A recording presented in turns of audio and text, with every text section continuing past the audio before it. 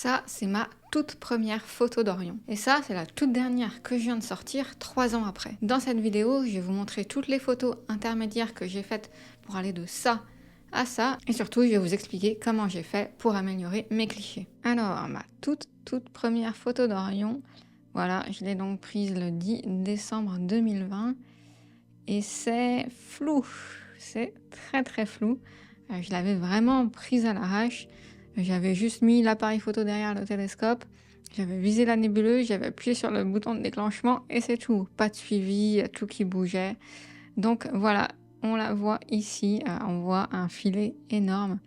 Mais j'étais super contente. Je me souviens quand j'ai vu qu'elle était là, l'émotion était autant, voire peut-être même mieux que quand je sors des photos maintenant. Voilà, donc ça c'est la toute première. En temps de pause, j'avais 6 secondes.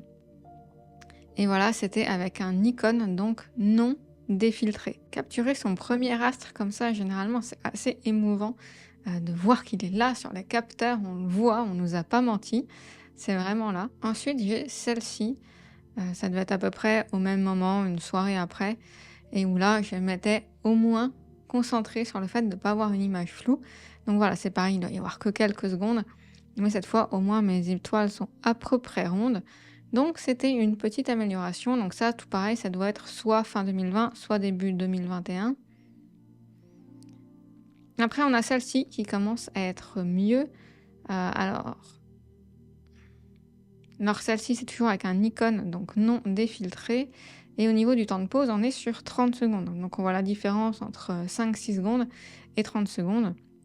Et là, je pense que du coup, j'avais dû activer le suivi de la monture, faire une mise en station pour ne pas avoir de filet. Donc là, je suis toujours dans une phase de test, on n'est pas sur des super résultats, c'est juste pour tester le matériel. Ensuite, j'ai retrouvé celle-ci. Celle-ci, on est sur 30 secondes aussi. Il n'y a pas écrit Nikon. Du coup, peut-être que c'est la première photo que j'ai fait avec mon Canon défiltré. Je ne sais plus. Non, toujours le Nikon. Et toujours 30 secondes de pause. Et au niveau des ISO, là, j'étais à 1600. Donc tout ça, c'est toute ma phase de test, prise avec la lunette 81D de Skywatcher, l'Evostar, et la monture HEQ5, un simple boîtier Nikon D5100, non défiltré, et c'était tout. Ensuite vient ma vraie première photo, où là vraiment, je vais me concentrer pour faire les choses plutôt bien. Et celle-ci, je me souviens plus, elle a été prise le 24 janvier 2022, celle que je vais vous montrer juste après, même matériel. Cette fois avec le Canon que j'avais dû recevoir, je me souviens plus, pas très longtemps avant, l'Asière. Et là, il va y avoir un empilement d'images. Donc j'ai 2h10 de photos en tout, avec des photos unitaires, des temps de pause de 2 minutes chacune. Donc voilà ce que j'ai obtenu, à peu près 1 an que j'ai débuté mes premiers tests qui n'étaient pas terribles. Au niveau du changement du setup, du coup, j'ai changé l'APN. Je suis passée sur un APN défiltré et j'ai rajouté un boîtier Asière Pro. Mais ça, c'était plus pour le confort de shooting que vraiment, ça ne change pas la qualité de l'image en soi. Évidemment, il y a le traitement qui a beaucoup joué. J'ai empilé toutes mes photos avec Cyril et apparemment, je les ai traitées avec Lightroom. Donc la différence entre celle de gauche et celle de droite, c'est le temps de pause. Là, on en a une, là, on en a plusieurs. Donc, le traitement qui va avec. Et aussi le fait qu'entre-temps, j'avais appris à mieux me servir de mon matériel, que ce soit à faire une mise en station précise, que ce soit à faire un bon équilibrage pour avoir 2 minutes de pause sans filet d'étoiles, que ce soit à bien régler mon appareil photo, etc. Et donc là, je m'étais vraiment focus. Mon objectif, c'était d'avoir le maximum de temps de pause possible, enfin en tout cas plusieurs heures, parce que je savais que c'est ça vraiment qui allait faire la différence. Et on le voit très clairement. Et enfin vient ma dernière photo de cette année, que voici. Donc là, qui est complètement différente. Celle-ci, ça a été donc pris 2023, enfin fin 2022, je l'ai traitée en 2023. Au niveau du matériel, j'ai la même monture, la même lunette que les premières que vous avez vues. Par contre, j'ai changé ma caméra puisque je suis passée de l'appareil photo numérique à une caméra astro dédiée, la ZI 2600 mm Pro, comme j'en ai déjà parlé dans les précédentes vidéos.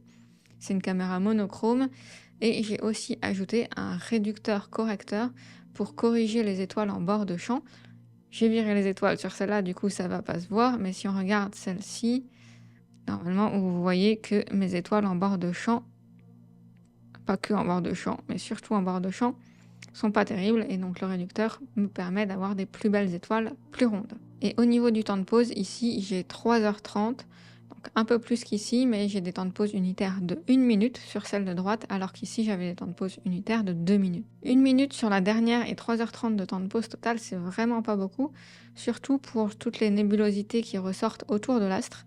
Donc j'étais assez agréablement surprise quand j'ai vu tout ce qui ressortait. Et au niveau du traitement, celle-ci a été traitée avec PixInsight. Si on regarde au niveau des détails, entre les deux, il n'y a vraiment pas photo. Celle-ci est beaucoup plus détaillée. On a beaucoup plus une sensation de relief que dans la première que j'avais faite ici. Les couleurs sont aussi différentes, mais on voit vraiment, par exemple, si on zoome sur cette partie-là, on voit qu'ici c'est quand même assez flou, alors que là, hop, dans cette partie-là, on voit vraiment que la netteté entre les deux, ça n'a strictement rien à voir. Encore une fois, comparé à M42, c'est pas forcément le meilleur exemple, parce que vu qu'elle est super lumineuse, avec un appareil photo numérique, on peut déjà faire des trucs très très cool. Déjà, celle-là, j'aurais pu faire encore mieux que ça, mais déjà, je trouvais que celle-là, j'étais assez contente quand je l'ai sortie. Mais voilà, si vous êtes sur des nébuleuses vraiment plus diffuses, moins lumineuses, l'apport d'une caméra astro se verra bien plus que sur Orion, par exemple. Donc, si je résume la différence entre celle-ci et celle-ci, ça va être un changement de matériel, de la caméra principalement, puisque le reste, grosso modo, ça n'a pas changé. Un changement de traitement et aussi des meilleures connaissances globales en astrophoto. Et ce qui est marrant avec l'astrophoto, c'est que c'est saisonnier et du coup, grosso modo, on voit les astres une fois par an, enfin pendant une période par an, ce qui fait qu'on progresse au fur et à mesure. Par exemple, on va shooter Orion en hiver, puis on va progresser le reste de l'année, on va pas voir Orion, on va revenir à l'hiver d'après, on va pouvoir la re-shooter et voir les progressions qu'on a fait depuis l'année dernière. Et c'est super intéressant et ça fait en plus que ça nous fait de la nouveauté, qu'on n'a pas toujours les mêmes astres tout le temps. Pour la suite, je compte bien continuer à m'améliorer. Il y a encore beaucoup de choses à faire. Typiquement, l'ajout d'autoguidage va me permettre de passer sur une photo comme ça, d'1 minute de pause à 3 minutes, voire 5 minutes. Et ça va vraiment tout changer au niveau des détails. Ça devrait pouvoir être bien mieux que ça. Je vais aussi jouer avec différents filtres et j'ai prévu de changer d'autres équipements de mon setup. Je vous en dis pas plus, on en reparlera. Et aussi, je vais bosser le traitement pour continuer d'améliorer cette partie-là qui est aussi très importante en astrophoto. Voilà, bon, le but de cette vidéo, je pense que vous l'avez compris, c'est pas de vous montrer mes photos parce qu'on s'en fout. C'est de vous montrer que c'est possible en fait, de vous montrer d'où je suis partie, ma toute première photo toute pourrie, je pense qu'on peut guère faire pire, et celle que j'ai faite qui est clairement pas parfaite, où il y a encore beaucoup d'améliorations à faire, mais voilà, c'est possible, vous pouvez y arriver.